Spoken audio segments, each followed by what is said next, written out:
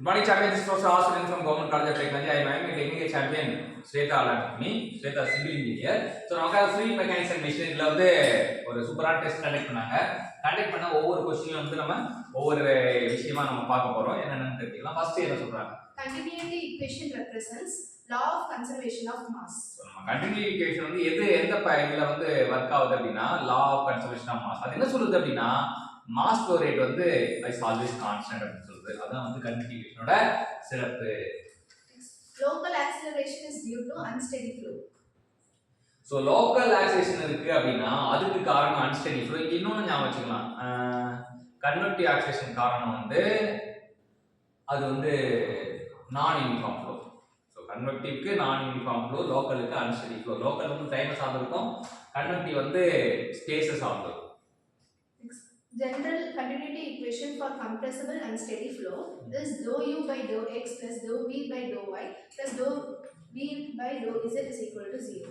Continuity equation வந்து differential ஃபார்முலால தெரிஞ்சுக்கணும் அப்படின்னு ஆசைப்பட்டா dou u by dou x plus dou v by dou y plus dou w by dou z equal to 0 அப்படினா if flow is steady, the fluid particle will undergo convective acceleration only.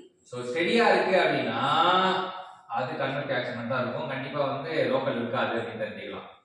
Continuity equation G is equal to m by a, which is P into V. So rho v சொல்லலாம். rho v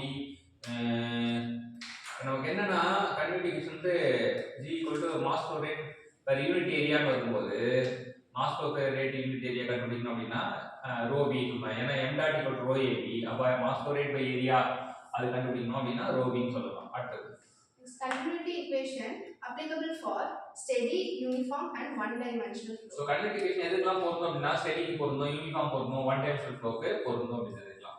Fluid flow in Navier-Stokes equation is gravity, pressure and viscous force. So Navier-Stokes equationங்கற மூணு forces ஆகுறாங்க. VGP ஞாபகம் வச்சுக்கணும். நேவியர்னாலே வந்து அவர் VGP வண்டர்லாண்டுக்கு சொந்தக்காரர் ஞாபகம் வச்சுக்கலாம். So V for viscous force, G for gravity force, P for pressure force.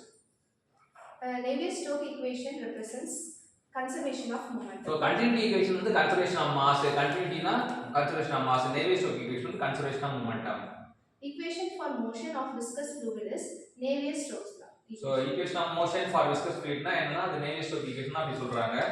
Euler's equation of motion is statement of linear momentum conservation for flow of inviscid flow. So Euler equation வந்து inviscid flow தான் பயன்படும், அது வந்து linear conservation of momentum என்று தெரிஞ்சுக்கலாம். So இன்னைக்கு 10 concept நம்ம பக்கா கொடுத்தா ஸ்வேதாக்கு சிவிஜனுக்கு தேங்க்யூ.